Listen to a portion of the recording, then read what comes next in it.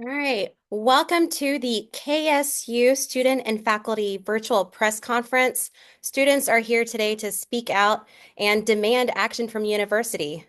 After removing very important, vital student resource centers and deactivating three majors that are critical to student and university success, students and faculty have gathered here today. My name is Tracy Nance. I am the 2020 Georgia Teacher of the Year, and I entered the space of advocacy back in 2021 when the state began its assault on educational freedom. It is my pleasure to introduce to you our moderator for this press conference, sophomore Nathaniel O'Neill, who is a history major straight out of Perry, Georgia. Nathaniel, I'm going to pass it over to you. Thank you, Tracy. Welcome to everyone. I hope that this is a productive press conference, and let's get into it. KSU is actively dismantling core infrastructure meant to support its most vulnerable students. In March 2025, the university began reimagining six identity-based student resource centers, removing their names, missions, and distinct roles. This included eliminating spaces like the LGBTQ Resource Center, Unity Center, the Women's Resource Center, and the Hispanic Latino Outreach and Leadership and Academic Center. Then in April, it announced the deactivation of the Black Studies, Philosophy, and Technical Communication majors, citing vague priorities and low enrollment without transparent review or community consultation. When a student spoke out at graduation, he was roughly removed from the stage, showing that the university wants to keep dissent hidden. As a collective of students, educators, and community members impacted by Kennesaw State University's decisions to dismantle the student resource centers and deactivate the Black Studies, Philosophy, and Technical Communications majors, we are gathered here today to uplift the voices of Kennesaw State University's students, professors, and those who advocate for them. Now you will hear from those students and advocates, and at the end, we'll have the opportunity to ask them questions. We'll first hear from KSU student Simran Mahanti. Simran is a sociology major and one of the authors of the initial student demand letter. Hi, everyone. My name is Sarah Mahanti. I'm a sociology student at Kennesaw State University and the co-author of the 12-page demand letter. I came to this university, like many of us did, on a promise that KSU would be a place of inclusive excellence, a place where we'd be seen, supported, and safe, a place where academic freedom and belonging weren't just buzzwords on a website, but realities in practice. But let's be clear, this is not about DEI. This is not about compliance. This is about the normalization of bureaucratic racism, a longstanding pattern where harm is buried in policy, dissent is punished with silence, and the institution hides behind quiet rebrands and sanitized language to make it seem like nothing is wrong. KSU's history proved this isn't new, and it's not neutral. In 2009, faculty forum called in response to racist incidents. In 2015, ES Body worked with many other student orgs and demanded anti-racist curriculum, inclusive spaces, and a center for anti-racism on land marked by racial violence. From 2015 to 2019, students, faculty, and staff formed KSU United to fight against the university's complicity in white supremacy, and in every case, the administration responded with delay, avoidance, and quiet dismantling. Now in 2025, they're at it again. Six identity-based resource centers have been reimagined out of existence. Black studies and philosophy, disciplines that foster critical thinking and liberation, are being cut under the excuse of low enrollment. But how can students enroll in programs that are systematically underfunded and not advertised? That's not underperformance, that's sabotage. Meanwhile, this entire operation is being justified by a federal letter that clearly says this guidance does not have the force and effect of law. There is no legal mandate, there is no binding order. This was a political decision made behind closed doors in anticipation of backlash, not in pursuit of student well-being. Let's talk about the real facts. KSU enrolls nearly 48,000 students. Over 54% of us are students of color. We are in a state where LGBTQ youth and immigrant students are under attack, and yet the LGBTQ Resource Center and Global Village have been erased. And still, the university has offered no clear stance, no transparent policy, and no public assurance to protect immigrant or international students from the waves of fear, surveillance, and instability sweeping across higher education. Their silence is complicity, their ambiguity is violence. What's happening is not a coincidence. This is anti-Black, this is anti-immigrant, this is anti-queer, this is anti-intellectual, and it is institutionalized racism dressed in policy language. It is the university industrial complex where students are treated like liabilities, where critical thought is cut in favor of compliance, where diversity is used for recruitment brochures, then quietly discarded when political pressure mounts. KSU is not protecting students, it's protecting power. This isn't just about programs, it's about what sociologists call third spaces, those places where identity is formed, where belonging is built, and where survival becomes possible. When those are gone, we're not just losing resources, we're losing our ability to exist as whole people on this campus. Freshmen showed up thinking this would be their home. I did too.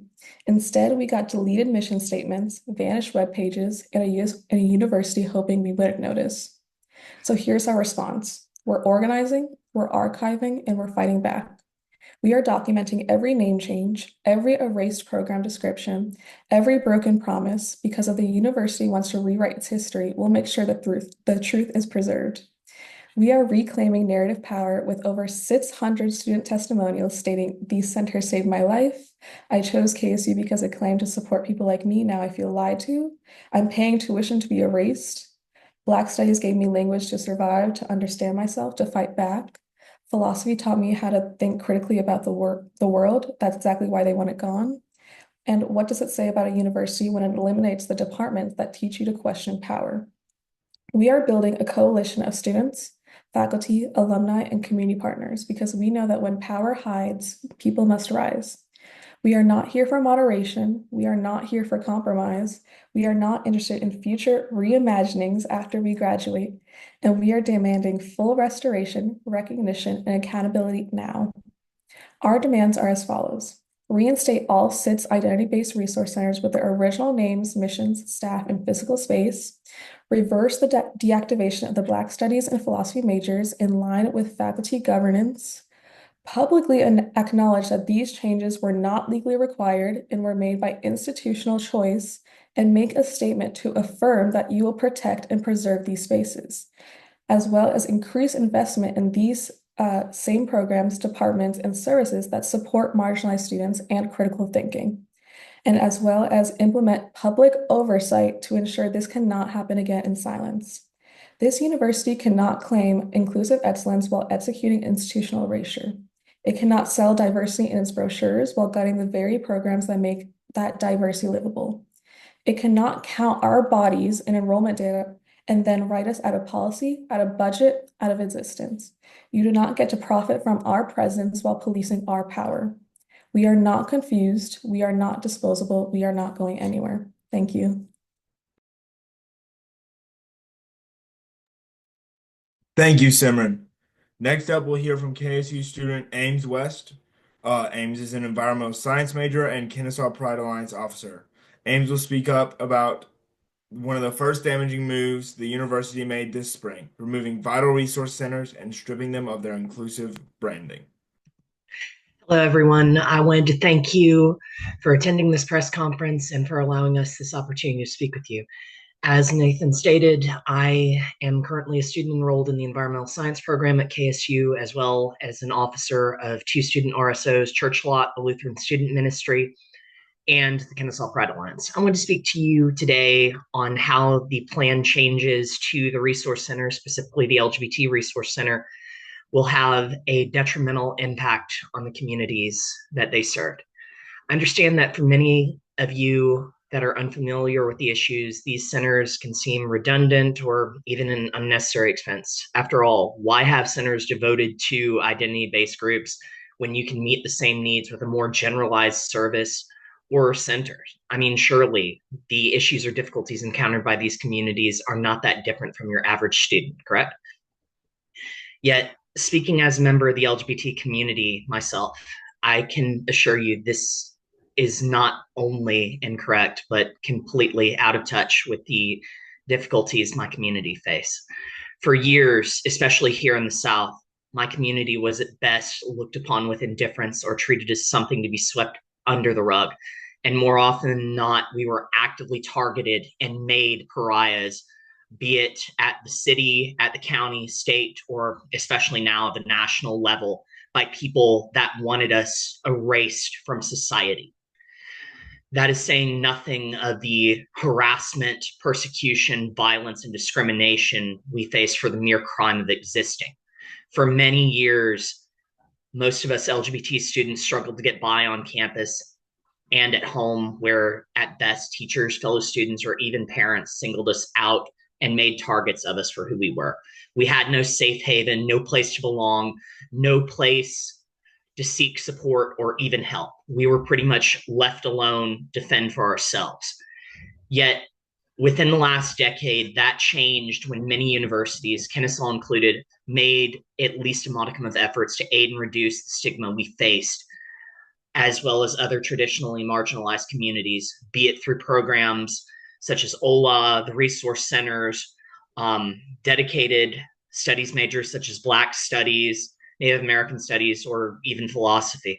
For my community, these took on the form of the LGBT Resource Center that offered programming dedicated to us, be it queer psychology that helped with LGBT specific counseling needs, Outwork, where they connected us with queer professionals, LGBT related businesses, etc., and LGBT focused health programming and more. I speak not just for myself, but our entire community when I say that we all benefited tremendously from these opportunities.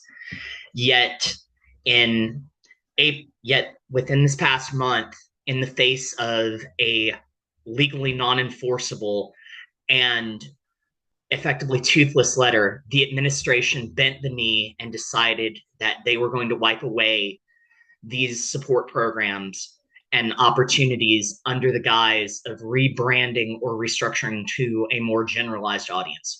Rather than serving the LGBT community for its specific needs, it would instead be rebranded to a commuter center or a transfer student hub.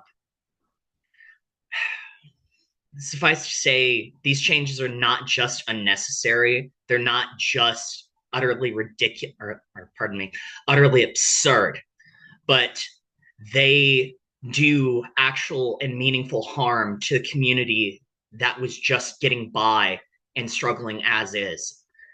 I think for many of you, you know that my community is not exactly welcome here in the South, especially in the rural areas where students of the LGBT community often have little, if any, support outside of schools or the programs offered by them.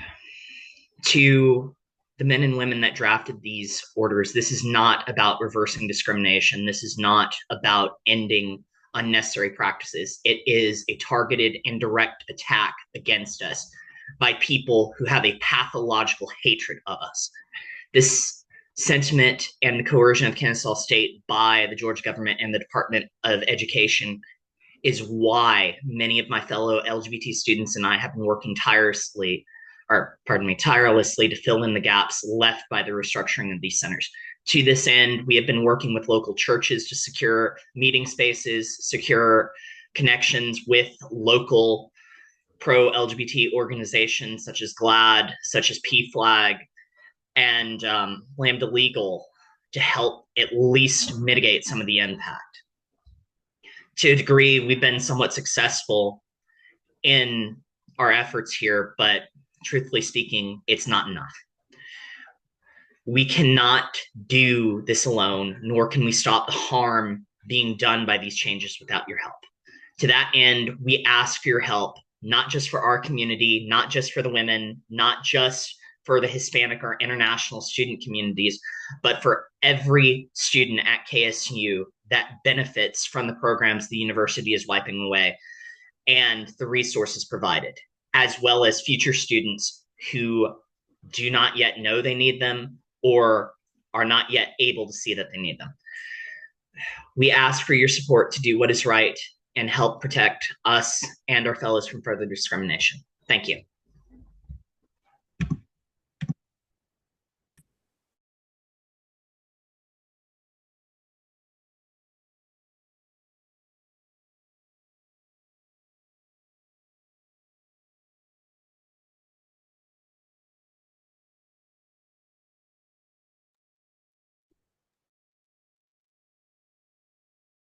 There it is. Uh, Thank you, Ames. Next, we'll hear from KSU Professor Dr. Lauren Thompson, Chair of the History and Philosophy Department's Curriculum Committee and a voting member of the College Curriculum Committee. Thank you guys so much for being here. I'm speaking as chair of my department, so History and Philosophy's Curriculum Committee, and a voting member of the College Curriculum Committee, specifically regarding the 3 program deactivations. I'm also jointly appointed in 2 of the 3 affected departments, so this is a very important issue for me personally as I stand up for my colleagues and our students. So I want to speak about the importance of the resolution that we drafted as the College Curriculum Committee. The resolution received widespread support amongst not only fellow college faculty and individual department votes and the support of the College Faculty Council, but we also received nearly unanimous support from the Bagwell Curriculum Committee, which is the College of Education, the Graduate Program Curriculum Committee, and the University Curriculum Committee and the Faculty Senate, all of which have faculty members outside of the college. In other words, this isn't a problem for the programs or the individual departments. KSU faculty as a whole across the entire university have recognized the implications of what has happened regarding these deactivations. Shared governance is the heart of academic freedom at universities. KSU, if it is serious about meeting our R2 mission and serving our students, has a duty to uphold this shared governance process. If we do not, it is the entire project of higher education and the university that is at stake, and I mean that in the most serious way possible. As a committee, we therefore took very seriously the responsibility we felt as a group to draft this resolution and do the work of getting stakeholders across the university to vote and support. We believed that this was important because we wanted to make public that our authority as the faculty, who under otherwise normal circumstances are responsible for curriculum matters. And that was completely circumvented by upper administration. Evidence gathered from open records requests supports this assertion.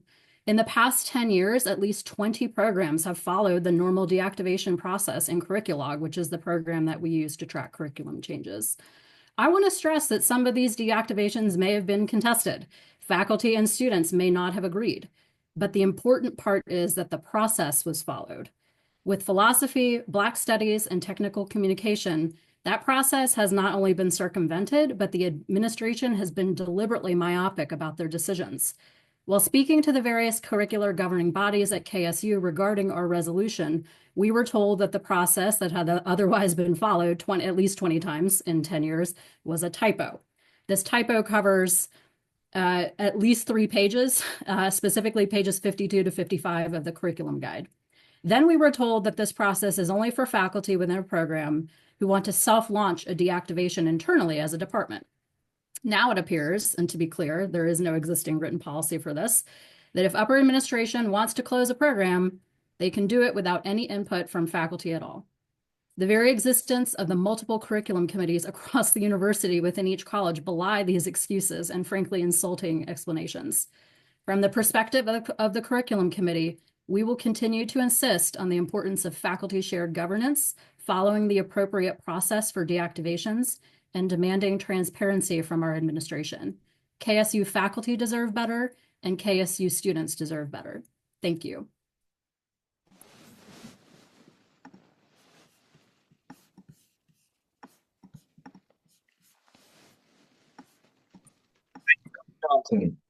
It is clear that KSU administration, who collect tuition from over 47,000 students, and ask that we follow policy procedure, does not want to follow their own policy and procedure. Dr. Cecile Asilian will speak now. Dr. Asilian will share with you what her experience was like at KSU and why she ultimately decided to resign and take her expertise to the University of Maryland. Thank you. My name is Cecile Asilian, and I serve as chair of the Interdisciplinary Studies Department at Kennesaw State from July 2020 until I stepped down on June 30th, 2022 with an open letter. Before I begin, I want to clarify that the views I'm about to share are my own, shaped by my experiences as a Black immigrant professor and administrator who is currently at my 5th university and have been in academia for over 2 decades. My views do not represent the stance of my current institution or any organization with which I am affiliated. I also want to state that I am not speaking on behalf of anyone else. My intent is to contribute to thoughtful dialogue. I welcome respectful engagement with various perspectives. My reason to resign remains relevant to the current decision to deactivate the Black Studies major. In my June 2022 open letter, I highlighted some of the reasons why I stepped down as chair. My charge to support student success for all students was directly at odds with the following: a daily stream of unreasonable demands and deadlines, and the absence of meaningful support and resources. Microaggressions from upper administration that undermined my ability to lead made me feel both invisible and hypervisible and convey that I was a second-class citizen. Expectations that historically underrepresented and other marginalized faculty do extra unpaid labor in the service of marginalized populations without compensation, recognition, or resources. KSU administrators' unsatisfactory responses to and preparation for politically driven attacks on critical race theory, diversity, equity, and inclusion that impacted faculty morale, as well as their ability to participate fully in the research, teaching, and community work they were hired to do. The blatant disregard for faculty and staff supporting students through formal and informal mechanisms, and the discounting of visible and invisible forms of their labor. Another reason that led to my decision to step down as chair is because the university was pressuring me to sign a 3-year contract requiring that at least 10 students graduate within that 3-year period.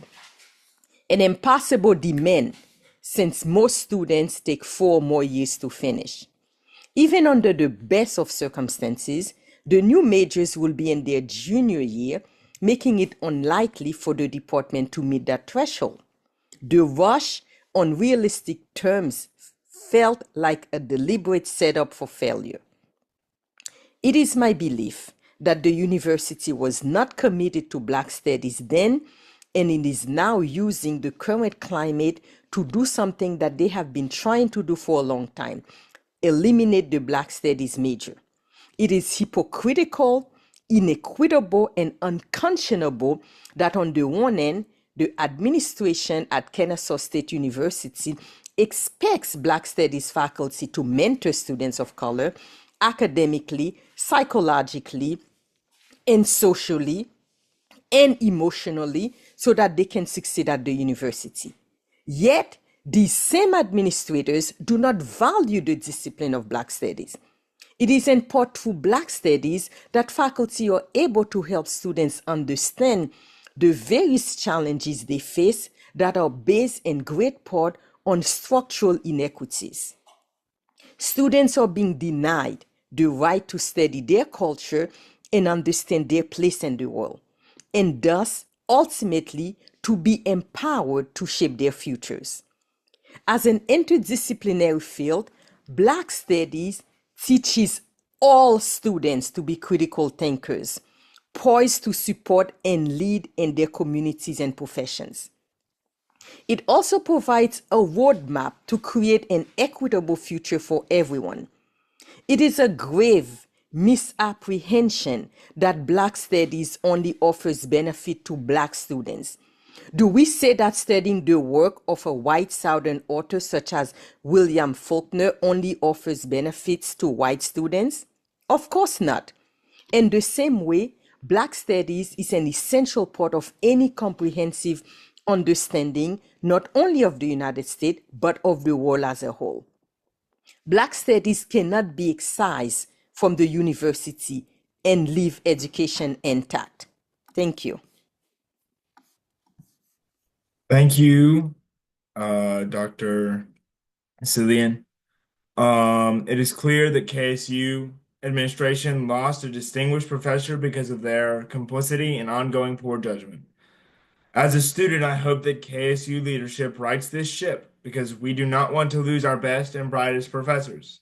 Next, Black Studies major Miriam Shafiq will share the student perspective on the major deactivation. She has a message directly for KSU President Kathy Schwag.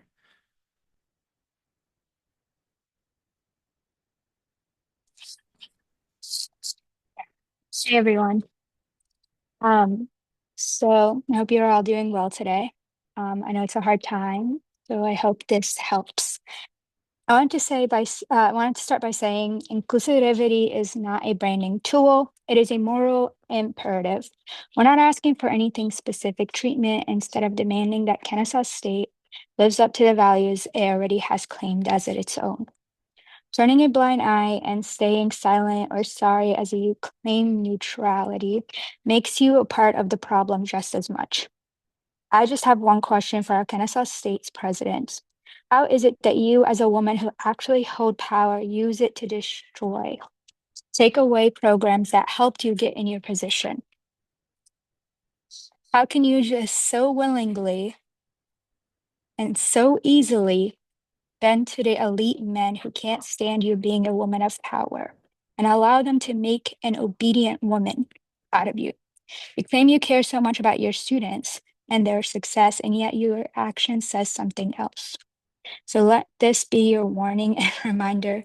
You push us and silence us, and we will push back and scream until your walls are flat. Unlike you, we don't bend backwards to the elite men in power who give a rifle and an AK-47 more rights than a woman and her rights to her body. Black Study is a major for outcast voices to fully be heard. Removing it and majors like it will light a fire under you and watch them enrollment number of students coming to KSU plummet towards the center of the earth.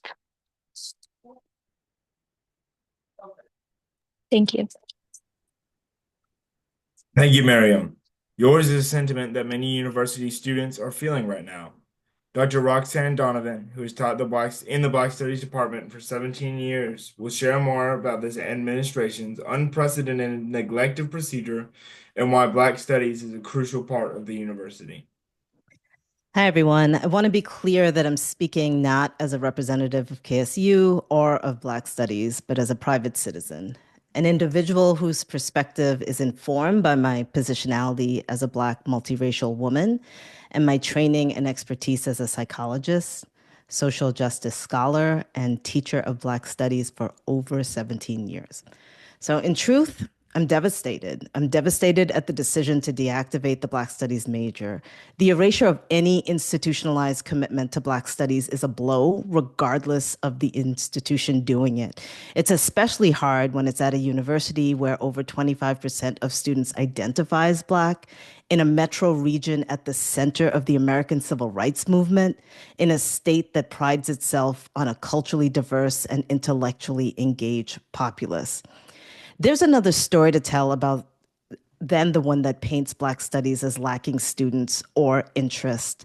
It shows a tripling of majors since a 2023 curriculum restructuring and a 39% growth in upper-level course enrollment in just the last fiscal year, with a 98% fill rate in those courses. It's one where students share comments like, and I quote, "The course content was universal. More than any class I've had before, the material resonated with me in a way that went beyond a usefulness for tests or essays. It offers various ways of thinking that challenged my own, not just for the course of the class, but for years to come." This story is one where students across the university seek out Black Studies courses for knowledge not readily available in other disciplines or K through 12 curricula, where what we do matters to students' sense of belonging, intellectual growth, and ability to engage effectively in the global marketplace. I agree with the NAACP that KSU's Black Studies majors is, and I quote, "an essential academic discipline that enriches the university's intellectual life and commitment to its stated values of equity and academic excellence." How this decision was made also raises alarms. I stand in solidarity with philosophy and technical communication faculty and students, as well as colleagues across the university, in opposing the seemingly unprecedented violations of KSU's own policies and procedures for deactivation. In my 17 years at KSU, I have never seen such a swift dismantling of degree programs without consultation with faculty, students, or community stakeholders, leaving me and others to question why. Why end these three majors without meeting with the effective faculty and students? Why avoid professional norms of transparency and the honest exchange of ideas and information? And for Black Studies, why eliminate a program at this critical moment of growth? And why fail to share how the numbers of Black Studies majors and graduates were derived, especially since they don't match the numbers gathered by faculty? In short, why this way and why this moment? Even if unintentional, the decision to deactivate the Black Studies major and the opaque process surrounding it risks sending a troubling message to those within and outside our community that Black thought, achievement, histories, and futures are not a priority here. And that is not the message we want to send in a state that seeks to be the #1 location for businesses. So I'm asking for reconsideration of the deactivations in Black Studies, philosophies, and technical communication using the procedures outlined in KSU's own policies and USG policies, and in a fully transparent airing of ideas and information with all stakeholders. Thank you.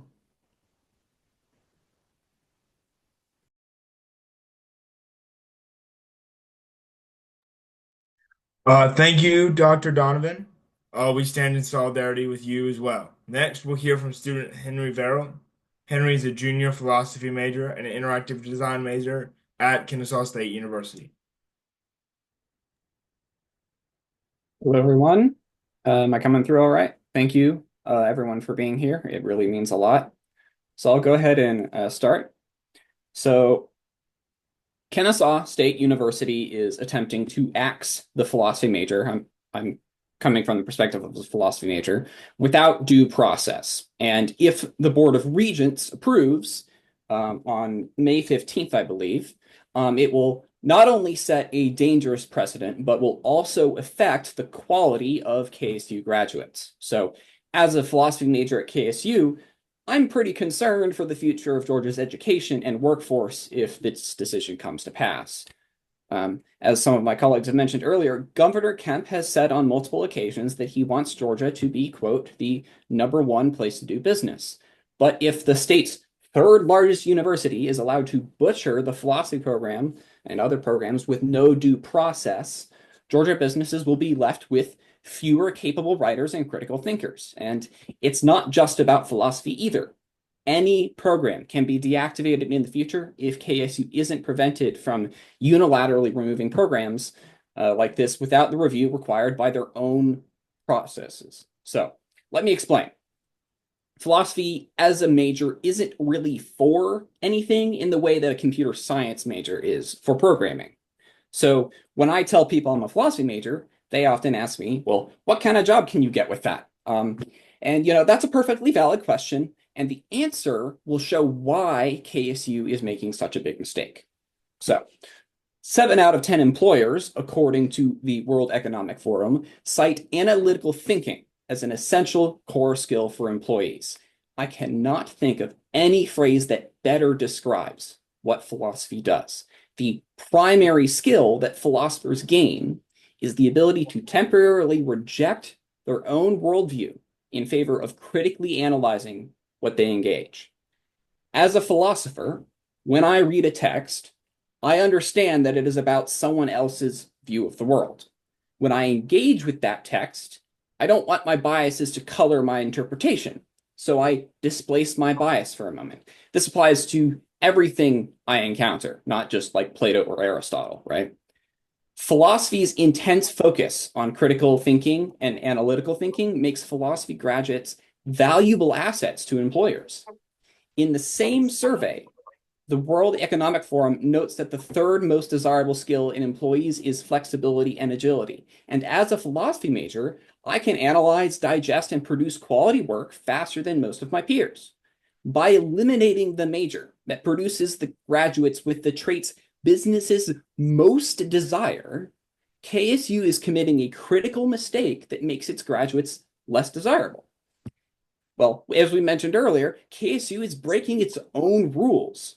Its own curriculum guide and at least a decade of precedent require program deactivations and course modifications to be approved through a rigorous review process.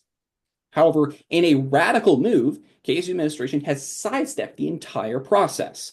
KSU's administration's judgment was subject to genuinely no critical assessment whatsoever. Students and faculty, however, are critical of the decision. Logan Mosser, a friend of mine, and in an interview with WABE, wished that she, quote, that the KSU administration could give us any reason that held actual weight, and that, quote, it feels as though they're trying to do this in a way that is secretive and underhanded. The Rado College Curriculum Committee unanimously urged KSU to follow its own processes. Departments throughout the college endorsed the Rado Curriculum Committee resolution, along with the Bagwell College, the Undergraduate Policies and Curriculum Committee, the Graduate Policies and Curriculum Committee, and the Faculty Senate. If the Board of Regents turns a blind eye, KSU won't benefit the public like every university should. Thank you.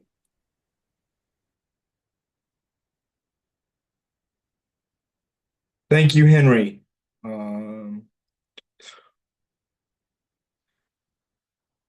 Removing majors that teach critical thinking is no doubt bad for KSU, bad for business, and bad for Georgia. Student Koji Tada will speak next. He is a philosophy major and treasurer of the Philosophy Student Association. Hi, everyone. My name is Koji Tada. Thank you for being here and hearing out the students and faculty who are most affected by this change from KSU. As was mentioned, I'm the treasurer of the Philosophy Student Association, as well as a philosophy major myself. And I would like to highlight that the Philosophy Student Association is one of the largest and most active registered student organizations at KSU. We consistently gather dozens of students to our guest speaker and collaborative art events, making it one of the larger communities on campus. And I cannot emphasize that point enough.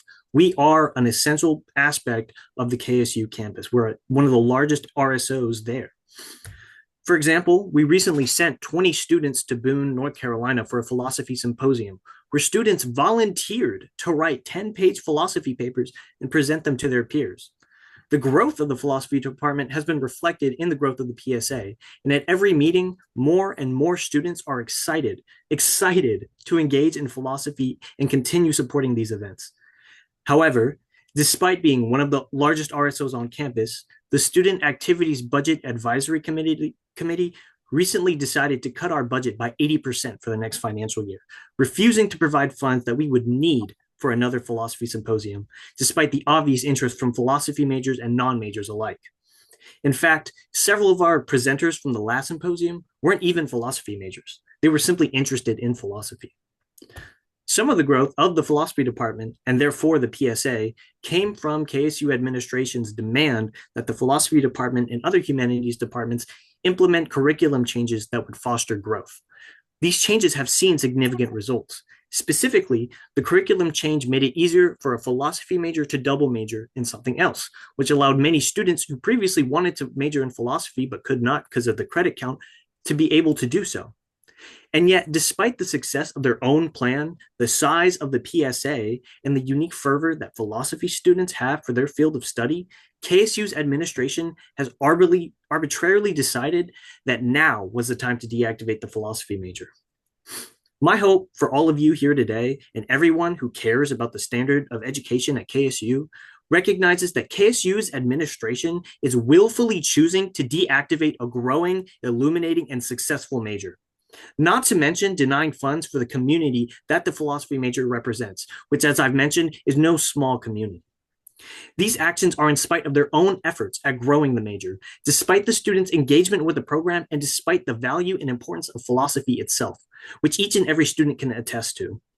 Despite this valuable education that the philosophy students themselves admit they receive, Kennesaw has decided that the opinions of the students and faculty do not matter, something that all students should be wary of no matter their major.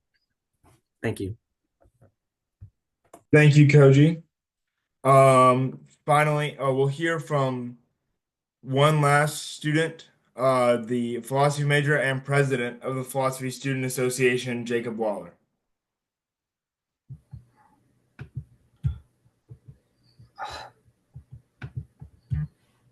Sorry about that. I'm so sorry about that. Okay. The closure of the philosophy major at KSU cuts the lifeline to one of the last bastions of community and authentic self-expression at this institution. In our digital age where social media sorry. In our digital age where social media companies make billions of dollars in profit by exploiting our collective feelings of isolation and loneliness, where higher education is being morphed into yet another soulless corporation, we represent a stand against this change. Young people today feel hopeless trying to act and change this world because they've inherited a world that was set up for them to fail. Despite this, the community that we have built around our philosophy program at KSU is living proof that we can make change for the better. We only have a few full-time faculty. Only have like 4 full-time professors, but the amount of hard work and dedication that they have poured into this program has been essential to our development, and that's related to all the sort of curriculum accommodations that Koji mentioned. They've helped us carve out a space at KSU where students can find their authentic self alongside other students on the same journey, and this is what makes our community so special. By continually challenging ourselves, by thinking critically and communicating openly with one another, we better understand ourselves in the world. This is why our community continues to thrive and grow. We give students an opportunity to be themselves in a community that empowers them to write the blueprints of tomorrow's world. This real space for human connection is lost when its value is equated to the number of degrees entering a failing job market. Not only has KSU cut our philosophy major, but they've also cut the funding for our student-led Philosophy Student Association by over 80%. These decisions were made unilaterally. We had no say in this.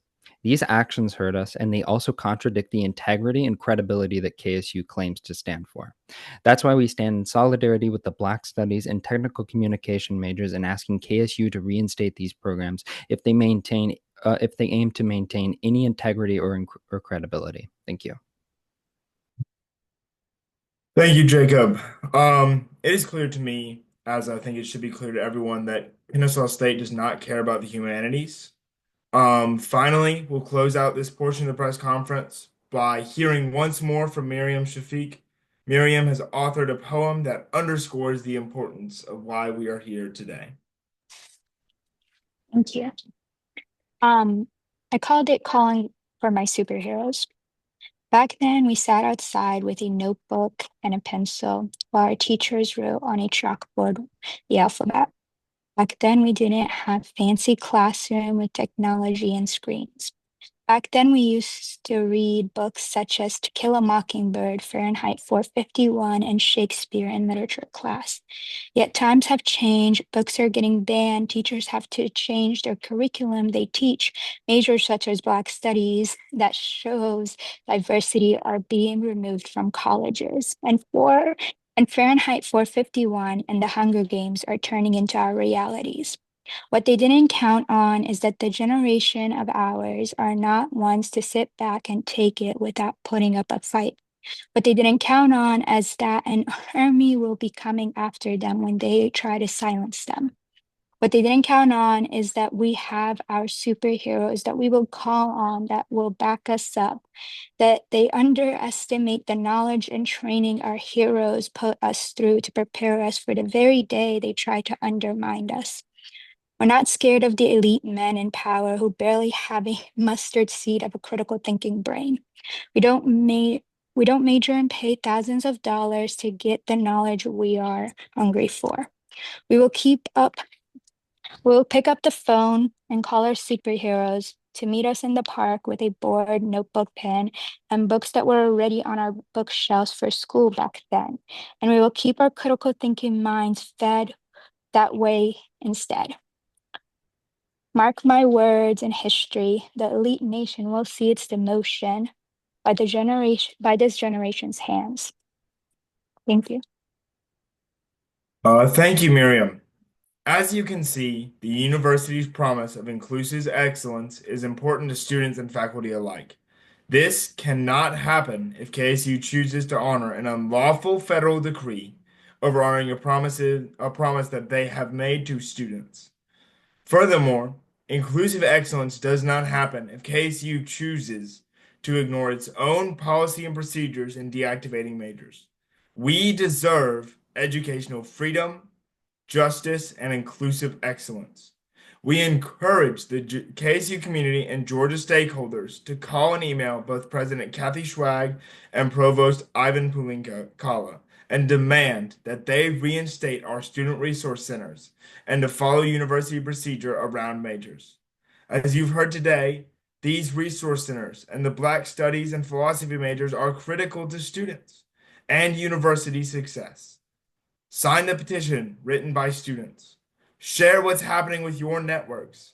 We've seen over and over again that students and community members are largely unaware of the president and provost's harmful actions.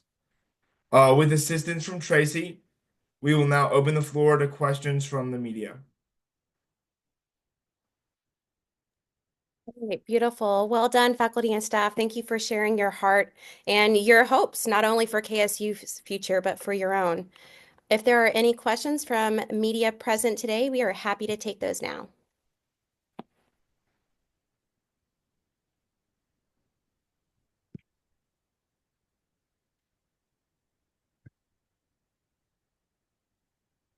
At the close of this press conference, we will download the video and send it out with a press release. I prepared one that I'll post in the chat shortly, but I'll give you one more minute in case you have any questions you'd like to ask.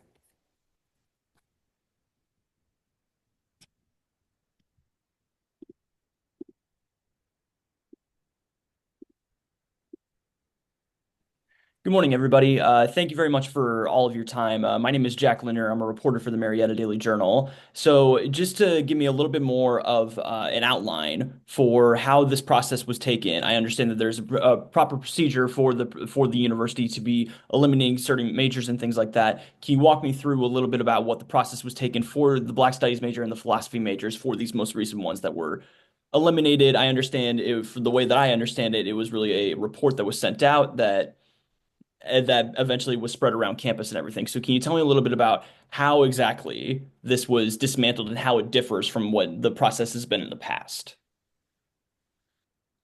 I can take that partially, and any other faculty can certainly jump in. So it's my understanding that a lot of this was done verbally through meetings starting around February, I believe. And then as February turned into March and then March turned into April, the only official communication that anybody ever received was the email from the dean that I guess went out to the entire college. And so none of this was put in writing. Obviously the members of the Radau College Curriculum Committee caught wind of what was going on, and that's when we drafted our resolution, and we began speaking to other curriculum committees across the entire university about what was happening. And that's when we received widespread support, not just from the college faculty, but also from across the university, because you have to remember those curriculum committees are comprised of faculty who are totally outside the Radau College of Humanities and Social Sciences. So we felt it was really important to get that message out because things were sort of taking place under clandestine circumstances. It seemed like there was no official communication at all until suddenly there was, and then that's when the email said these programs are deactivated effective immediately. And the rationale that many of us were told when we were in these curriculum committee meetings and there were representatives from the administration, we were told that, the minors aren't going away, the faculty who teach these courses will stay, the courses are going to stay in the books. And that was what we were told. And so it was sort of trying to minimize the issue that these majors were being deactivated effective immediately. But again, it was all done outside this process that is outlined in the curriculum guide. And we felt that what is the point of that process existing in the curriculum guide when we are the curriculum committee if it's not going to be followed, and if there's some other mysterious process in which things can get deactivated without faculty governance and input, then we were certainly not aware of it. And as I mentioned, we did an open records request, and at least 20 programs over the last 10 years have gone through this normal channel using the curriculum guide. And so it was sort of a mystery as to what was going on here. And just to give a bit of the timeline for Black Studies, we learned April 2nd or April 3rd that the dean was recommending to the provost and the president the deactivation of the Black Studies major. On April 8th, we sent a report with the numbers that we had gathered in the various systems that say the number of majors that we have and the number of graduates, because we didn't know where the majors and the graduate data that the higher administration was using, where that was coming from. We were told that the number 4 majors was being circulated to the upper administration. Our data had 39 majors, and we think double majors were being excluded, which is a very specific strategy that Black Studies has used in the last few years to increase our students, because it's complicated to major singularly in Black Studies at a predominantly white institution in the Deep South. So higher ed leaders in the past have sanctioned and facilitated, by the way, through the changes in how double majors can be done, the use of double majors as a result of the Black Studies needs. So we were confused if it were true that double majors were not being counted, why that was and what the change. So we sent a report with our numbers and our rationale to the president and the provost, because we were told the decision was with them at that point, which was shocking to us because of what Dr. Thompson said, what the typical process is, requesting the Black Studies faculty and the Interdisciplinary Studies Department, where Black Studies reside, requested a meeting. We thought at the very least we could speak to and understand, have an open dialogue about why this is, provide our perspective, because that's what happens in institutions of higher ed. We have conversations, because I'm not here to demonize the higher ed leaders. They're making difficult decisions under high pressure circumstances, which is why we have dialogue, which is why higher ed leaders have dialogue with faculty, because there might be things that they're unawares, because they're not social justice scholars, they're not Black Studies scholars, they're not philosophy scholars. So they're not on the ground with our students. We heard nothing. We send the report, the letter on April 8th, got absolutely no communication back. On April 24th was when our dean sends an email to our entire college letting everyone know that the deactivation was approved. And so that came as a shock, I think, to all the 3-degree programs, because we were just expecting that there will be, at the very least, communication, and at the most, following the process that is laid out. So thank you for that very important question. Thank you. So I can answer that question actually from a student perspective, because just last week I got the call from actually checking around this week during like the last grading. I got the call from my advisor telling me that, because I am a double major in sociology and Black Studies, and was told, kind of in a way, scaring us into dropping the major as a whole. So her question to me was whether I wanted to keep my Black Study as my second major or just drop it and not worry about it. And to me, that kind of came as a shock, because although our professors and our faculty was letting us know, hey, Black Studies being deactivated, we have yet, students still who are Black Study majors or philosophy, still have yet to get an email from the school about it, because they have yet not informed students. They've only informed the faculty, the staff. I've checked my email like 30 times about, hey, the Black Studies going away. They have yet to inform any of the students about it at all. So we're kind of in a blind spot with our majors. You would expect them to tell the students first about, hey, by the way, heads up, your major is going away. You got to teach out. But no, we are getting calls from our advisor telling us if we want to just remove it or keep it.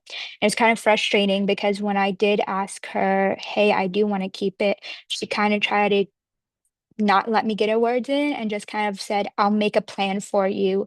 That way you can finish it as quickly as possible. So also they're trying to get us at the door pretty much as possible with the classes by making any classes from our other major count towards Black studies. And it's kind of like frustrating in any way possible because on top of that, what do we do? Because we are the ones paying for these programs. We are the ones financially like in a dilemma. So to us, it's like also how are we gonna like why did I put so much money in if you're gonna dismantle this? You know, why am I paying $2,000 per semester for my double major if you're gonna dismantle one of my majors? Are you gonna return that money back to me when you do dismantle it? Are you gonna help me fund the classes that you're trying to get me teached out? Are you gonna give me a scholarship for it? Because what people don't understand, these majors will helping us get financial aid. When you do double major and everything, when you do apply for your double major, it helps your financial aid even more because you get more funds from it because you are a double major. So to me, it's like, am I getting my money back for all the work that I've done in the past, for all the money that I put in? Are you going to financially help me also? Because that's where we're at right now as students also. We're struggling. I mean, like we barely can make it pay the semester as it is. And it drives us crazy that I think it's affecting only family, but no, it's affecting the student just as much. And we being on a blind, it drives us crazy. Can I interject here? I have something to add regarding costs and numbers and stuff. So the philosophy major currently has 61 majors. This is from my understanding, because like obviously I'm a student, I'm not privy to the internal details, right? 61 majors, both a lot of those are double majors. I don't know how many, but a lot of them are, right?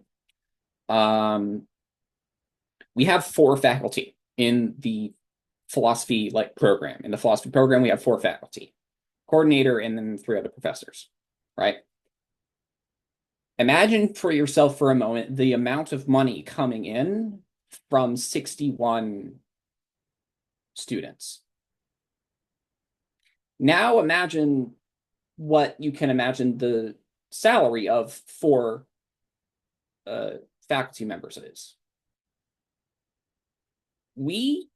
This is obviously a guess because like I'm not privy to any kind of internal numbers, but I would be surprised if we didn't completely pay for ourselves and we probably turn a profit as a department. Like that's really likely that we turn a profit.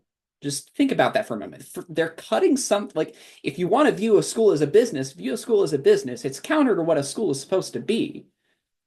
But even if you're going to do that, at least be consistent, right? So I just wanted to jump in and add that because that was just something I've been thinking about recently. Thank you, Henry. Are there any other questions you have that we can answer for you? At the moment, for me right now, I don't believe there's anything, but I know there's a few other members of the media here, so please.